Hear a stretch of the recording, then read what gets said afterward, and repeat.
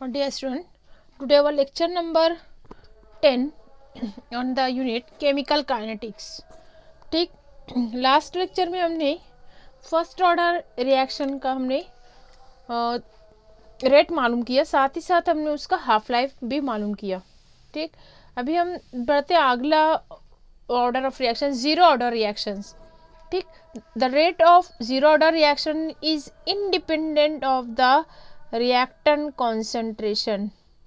ठीक, इसको हम डेरिवेशन के जरिए, एक्सप्रेशन के जरिए बताएंगे कि जीरो ऑर्डर रिएक्शन में जो हम रिएक्टेंट लेते हैं उसका कॉन्सेंट्रेशन कुछ भी हो, रेट ऑफ रिएक्शन का कोई फर्क नहीं पड़ता, उस पर कोई इफेक्ट नहीं होता, इसीलिए इसको कहा गया जीरो ऑर्डर रिएक्शन. ठीक, तो अब इसको देखेंगे. पहले integrated rate law for zero order reaction. जैसा कि हमने यहाँ पे एक रिएक्शन बताया है, A gives P. A is the reactant and it give a product P. ठीक, अब इसको हम डिफरेंशियल रेट लॉ में देखेंगे तो रेट इज इक्वल टू, जैसा कि पिछले हमने इसको प्रीवियस लेक्चर में देख लिया है, रेट होता है rate of disintegration of concentration of reactant with time. उसी को हम लेंगे यहाँ पर differential rate law minus sign, that is decrease in the concentration of reactant. Okay, अब यहाँ पर प्रोपोर्शनलिटी का सिंबल लेंगे, दैट इज इक्वल टू के, और यहाँ जीरो का ये होता है that is for zero order reaction. ठीक, therefore rate is equal to K.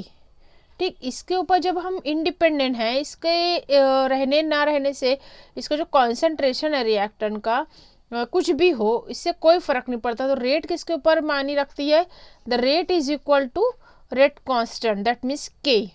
ठीक, अगर हम इसी को ले लेते हैं, इस इक्वेशन में रेट की जगह के ले लेते हैं तो हो जाएगा k इज इक्वल टू, आप इस तरह भी लिख सकते हो, रेट इज इक्वल टू की बजाय हम लेंगे k इज इक्वल टू. ठीक, that is this equation, k is equal to that minus D concentration of a divided by dt. ठीक, अब हम इसको रीअरेंज करेंगे, that is equal to k into D T. Minus symbol, हम इसको या तो सबके सिंबल चेंज कर सकते हैं या इसको यहीं पर रहने देना है, k को इस तरफ लाएंगे. ठीक, तो ये इस तरह हो जाएगा. No integration between the limit, अब इस इक्वेशन को हमको इंटीग्रेशन करना है. No see we are taking here, इस इक्वेशन को हम यहाँ पॉइंट आउट करते हैं, इसको हमको इंटीग्रेट करना है. अब यहाँ पर कॉन्सेंट्रेशन ऑफ ए लेंगे, रिएक्टेंट का concentration with the limit 0 to T. Time, initial time जो है स्टार्ट में जब रिएक्टेंट पूरा के पूरा रहता है, प्रोडक्ट में नहीं बदलता, उस वक्त टाइम हम लेंगे 0, और after a time T the reactant concentration becomes T. ठीक, वही लिमिट हम यहाँ पर लगा देंगे, concentration at 0 to T, minus time लेंगे इनिशियल 0, बाद में at the after certain time we call T time, it is a T. इसकी लिमिट को हम जब हम लिखेंगे तो माइनस होगा डी टी जो है, इसके लिए हम ले लेंगे टी.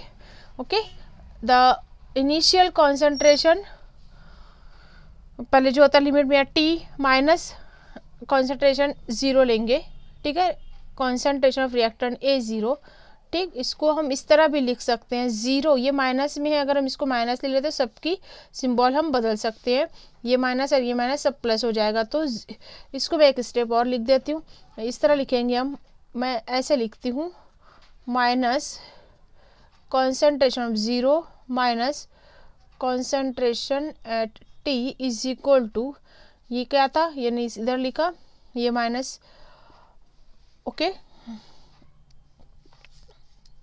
Minus K T.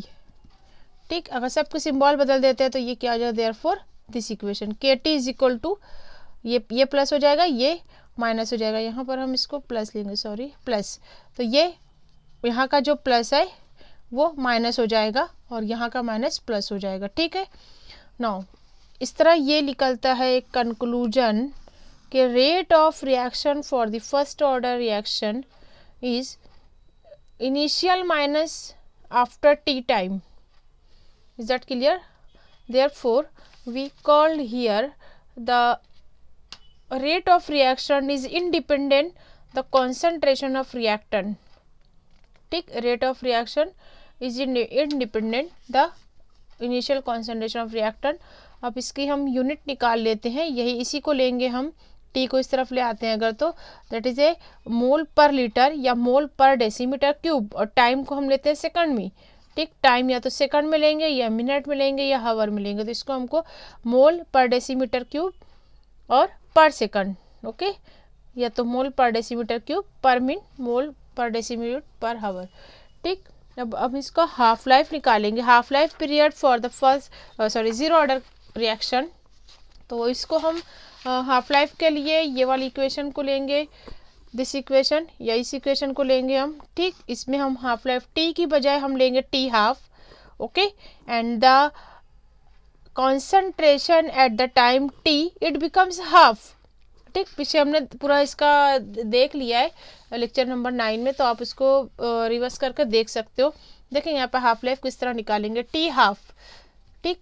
यहाँ पर using the condition t is equal to t half and the concentration at the time is becomes exactly half of the initial concentration, ठीक। यहाँ पर initial concentration के लिए 0 डिवाइडेड बाय 2 हाफ, ठीक। तो यहाँ पर इसकी जगह पे हम ले लेंगे इनिशियल डिवाइडेड बाय 2 और t की बजाय लेंगे t हाफ, इसको इसी इक्वेशन में रखेंगे, ठीक। अब यहाँ पर ये समझ कर लिखना है, बुक में यहाँ पर एक दिया हुआ 1/2 लिखा हुआ है, इसको आप करेक्शन कर लोगे, ठीक। अब यहाँ पर टी हाफ अगर हम लेते हैं और k इज इक्वल टू, ये नीचे आ जाएगा 2 into T half and then initial concentration, ठीक। अब इसको हम इस तरह लिख सकते हैं, that is equal to T half is equal to concentration divide by 2k, okay, initial concentration divided by 2k, okay, this becomes here, one minute, okay. See here, this indicate that the half life of zero order reaction is proportional to the initial concentration of reactant, remember that, ये point बहुत important है, अक्सर इसी के ऊपर question आता है कि हाफ लाइफ जो होता है जीरो ऑर्डर का वो इनिशियल कॉन्सेंट्रेशन पर डिपेंड होता है, that is directly proportional to initial concentration half life, ठीक। जबकि अगर हम इधर देखते हैं for the first order reaction, तो वहाँ पर हाफ लाइफ पीरियड जो होता है वो इंडिपेंडेंट होता है इनिशियल कॉन्सेंट्रेशन पे, ठीक। दोनों ये अक्सर क्वेश्चन इसी के ऊपर पूछते हैं, तो थोड़ा सा आपको इसको ध्यान में रखना है। That is graphical representation of the zero order reaction, इसके लिए हम लेंगे कॉन्सेंट्रेशन एट टी, ठीक, concentration of reactant A at time T is equal to minus K T initial concentration of reactant A, ठीक। अब हम इसको इस इक्वेशन में कोलैबोरेट करेंगे, तो यहाँ पर ये हो जाता है, first this one is a y, this k is m and this is x and this is the for c, ठीक। अगर ये हम लेते हैं तो यहाँ पर हमको स्ट्रेट लाइन मिलेगी, तो यहाँ पर हम लेते हैं concentration at time t versus time, ठीक। तो यहाँ पर ये पॉइंट जहाँ पर भी हम इसको ले सकते हैं, इस पॉइंट पर ले सकते हैं कि at that point the concentration क्या है इस टाइम में, टाइम को करके ये हम इंटरसेप्ट निकाल के इसका स्लोप निकाल सकते हैं। तो slope is a straight line with minus K, ठीक, negative K, and intercept at the Y axis, Y axis का इंटरसेप्ट जो आएगा वो देगा concentration at the initial concentration of reactant, ठीक, okay. Now example, some examples of zero order kinetic. सबसे पहले एक एग्जांपल है, पहली example, decomposition of ammonia with converted into a hydrogen and nitrogen gas, ठीक। ये आप बहुत बारी रिएक्शन देख चुके हैं, अमोनिया का डीकम्पोजिशन, तो हम इसकी रिएक्शन लिख लेते हैं, twice NH3 gas which give N2 gas plus thrice hydrogen gas, ठीक। अब यहाँ पर प्लैटिनियम मेटल, प्लैटिनियम के सरफेस पे ये डीकम्पोजिशन होता है, अमोनिया जो है ब्रेक डाउन होता है। तो यहाँ पर ये कैसे ज़ीरो ऑर्डर रिएक्शन है कि जब हम प्लैटिनियम का पीस लेते हैं, ये यूज़ होता है एज ए कैटलिस्ट, तो इसके ऊपर जो है अमोनिया के जो मॉलिक्यूल हैं वो इस तरह रिएक्शन के लिए अटैच होते हैं इसके सरफेस पे, ये एक्चुअली पाउडर फॉर्म में लिया जाता है। तो यहाँ पर आप सपोज अगर 100 मॉलिक्यूल लेते हो अमोनिया गैस के, तो उसमें से सिर्फ 10 मॉलिक्यूल जो है वो पार्ट लेंगे डिकम्पोजिशन में, वही डिकम्पोज होंगे। बाकी के जो मॉलिक्यूल हैं they are unreacted on the surface of the platinum metal. ठीक, सिर्फ स्मॉल अमाउंट ऑफ जो है अमोनिया वो डिकम्पोज होगा और large number of ammonia molecule जो है वो remains as it is as a gas which do not react. ठीक, तो यहाँ पर ये समझ में आता है कि the molecule present on the metal surface only react. ठीक, the rate of reaction was independent of the total concentration of ammonia. आप अमोनिया कितना भी ले लो, 100 के बजाय 1000 मॉलिक्यूल ले लो, कितना भी ले लो, करोड़ों मॉलिक्यूल ले लो, तो यहाँ पर इसका कॉन्सेंट्रेशन कितना भी लो, लेकिन उसमें 10 मॉलिक्यूल ही जो है वो पार्ट लेंगे रिएक्शन में, वही कन्वर्ट होंगे डिकम्पोजिशन में। तो इसको that reaction is called a decomposition, sorry zero order reaction. Okay, next example है decomposition of the nitrous oxide. ठीक, N2O गैस, इसका डिकम्पोजिशन होता है, ये नाइट्रोजन गैस और ऑक्सीजन गैस बनाती है। यहाँ पर भी platinum as a catalyst use होता है। तो यहाँ पर जो फिर से प्लैटिनियम के सरफेस पे हम नाइट्रस ऑक्साइड लेते हैं गैस को, तो इसका इनिशियल कॉन्सेंट्रेशन आप कुछ भी लो, तो रेट ऑफ रिएक्शन किस पर डिपेंड करेगा, the surface at which the platinum, ये जो प्लैटिनियम के जो सरफेस होगी उस पर कितने मॉलिक्यूल जो है डिकम्पोजिशन में इन्वॉल्व होते हैं उस पर डिपेंड करता है। मतलब ये रेट ऑफ रिएक्शन जो रहेगी वो जीरो ऑर्डर रहेगी। ठीक, independent the concentration of reactant.